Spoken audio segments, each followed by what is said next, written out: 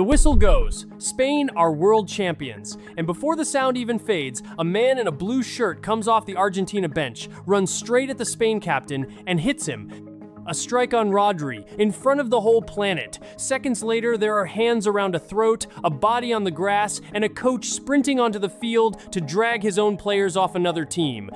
Argentina could not beat Spain over 120 minutes, so when it ended, they fought them instead. So let me show you exactly what happened. The final whistle blows. Spain are champions of the world for the second time in their history. Their players turn and start to sprint toward each other into the happiest moment of their lives. And that is the exact second it all breaks open. Nahuel Molina, the Argentina defender, comes off the bench and moves straight into the path of Rodri, the Spain captain, as Rodri runs past him to celebrate. Some outlets described what Molina did as a slap. Others said he swung an arm and caught the Spain captain on the chest. Whatever the exact motion was, Molina put his hands on Rodri, and Rodri stopped in his tracks. Remember who this is happening to. Rodri is the captain of the new world champions. Within minutes, he will be handed the award for the best player of the entire tournament, and he will lift the World Cup over his head. And yet here he is, in the seconds right after winning it all, stood in the middle of the field, chest to chest with an Argentina defender who has just put hands on him. The Spain captain spun around and got right in Molina's face. The two of them squared up, shouting into each other, and that was the spark that lit everything else. Within seconds, players from both benches were rushing in, pushing and pulling and grabbing at shirts. Staff poured off both sides. Substitutes who had not kicked a ball all night ran straight into the heart of it. What should have been Spain's moment of glory had turned, in a matter of seconds, into a wall of shoving, shouting bodies at the center of the pitch. And out of that scrum, one man moved with real intent. Leandro Paredes. Paredes went straight at Spain's Eric Garcia and grabbed him by the throat. Then he turned, got hold of the young Spain substitute Gavi, and threw him down to the ground, still pulling at him as he fell. Closing your hand around another man's neck is one of the ugliest things you can do on a football pitch. Paredes did it at a World Cup final, live, in front of the entire world. It took his own teammate, Thiago Almada, to grab him and physically drag him off. And it took Argentina's own head coach, Lionel Scaloni, running out onto the field to help pull his own players off the team that had just defeated him. Sit with that image for a second. The manager of Argentina, moments after losing a World Cup final, sprinting onto the grass, not to argue with the referee, but to stop his own players from fighting the champions. The referee, Slavko Vincic, did the only thing left to do. He showed Paredes a straight red card. And so Argentina finished the World Cup final with two players sent off. One during the game, one after it was already over. It took the officials and the calmer heads on both sides a good while to pull everyone apart before the ceremony could even begin. And right in the middle of the chaos, the cameras found one man standing perfectly still, Lionel Messi. Away on the far side of the field, hands on his hips, just watching. He did not run in. He did not try to break it up. He simply stood there and looked on as the last World Cup of his life fell apart into a brawl he wanted no part of. Now understand what you are actually looking at here. This is the World Cup final, the single most watched game in all of sport, with billions of people around the world watching it live at that exact moment. And this is the picture that closes the entire tournament. A brawl on the halfway line, and a player with his hands around an opponent's throat, at the very moment Spain should have been lifting the trophy in peace. Think about what a World Cup final is supposed to look like at the end. Two exhausted teams swapping shirts, winners down on their knees, losers being consoled, respect on all sides, even in defeat, because everyone out there knows exactly what it took just to reach that stage. That is the picture the whole world tunes in to see. Instead, the last thing hundreds of millions of people watched was Argentina throwing hands at the team that had just been crowned.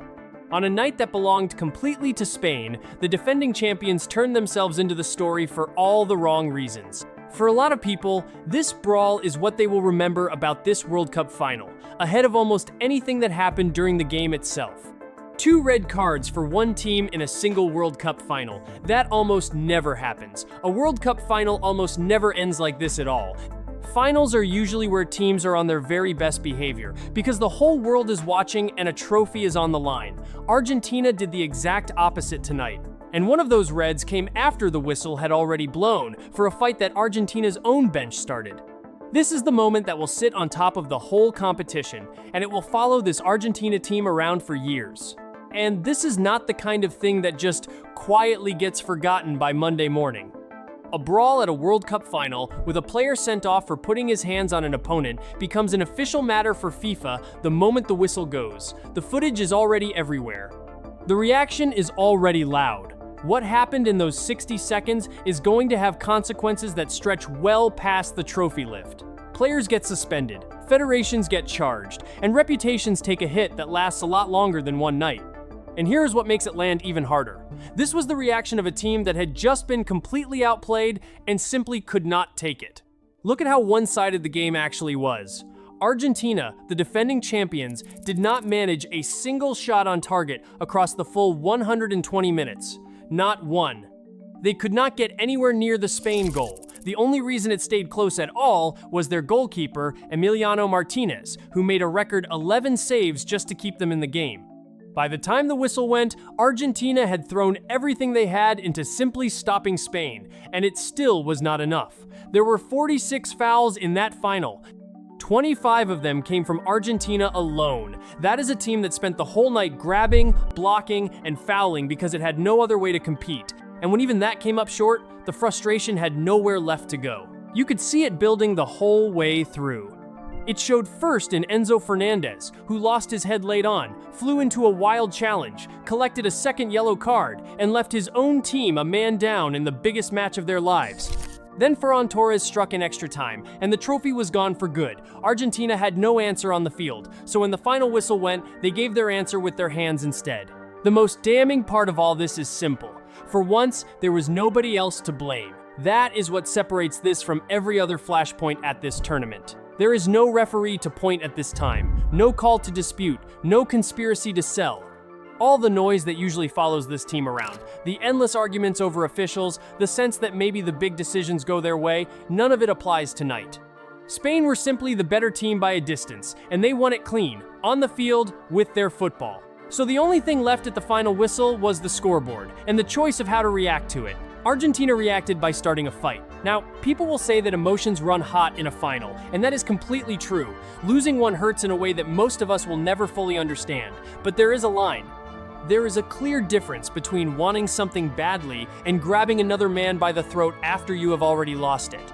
There is a difference between a hard tackle inside the game and a punch thrown once the game is over and the trophy is gone. Argentina ran straight across that line, on camera, in front of the entire planet. And yes, Spain had bodies in that scrum too.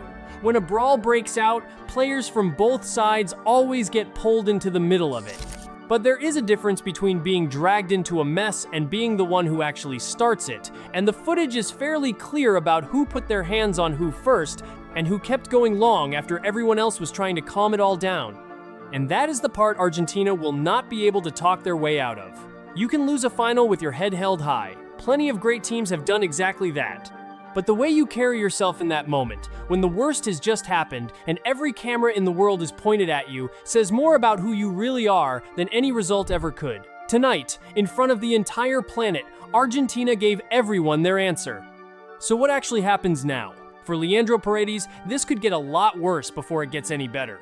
A red card like the one he received at a World Cup goes straight to the FIFA Disciplinary Committee, who will sit down and examine the referee's official report and the video footage frame by frame. Reports suggest he is now facing a long ban. Nothing has been officially confirmed yet, but grabbing an opponent by the throat is not the kind of thing that gets quietly waved away with a single match on the sidelines. Whatever this Argentina team does next, they may have to do it without him, and the timing could not be worse for him. This was a World Cup final, watched by more people than any game he will ever play in again, and the clip that will define him from it shows his hands around an opponent's throat. That is the version of Leandro Paredes that just went out to the entire planet, and it is not one he will easily leave behind. The trophy ceremony that followed carried its own sour edge. As the Argentina players walked up to collect their runner-up medals, defender Christian Romero refused to shake the hand of the United States president, who was on the stage helping to hand out the awards. The president and the head of FIFA were both booed by sections of the crowd during the presentation itself.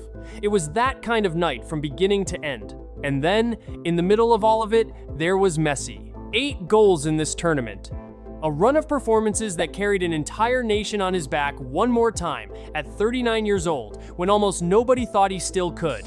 By his own words, this was almost certainly his final World Cup, and the next one is 4 years away. This was supposed to be his goodbye. His chance to walk off the biggest stage in the sport on his own terms, with his head held high. Instead, the final picture of Lionel Messi at a World Cup is a lonely one.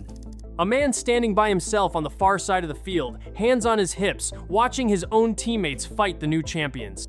He came to this tournament to win it one last time, and for a while it truly looked like he might. Instead, his last memory of a World Cup will be tangled up with the ugliest scene the sport has produced in years. A player like him earned a far better send-off than the one his own team just handed him. Spain deserve every bit of their moment. They were the best team in this entire tournament from the first game to the last, and they won this final on nothing but their own football. Rodri lifted the trophy and was named the best player of the whole competition. They earned all of it.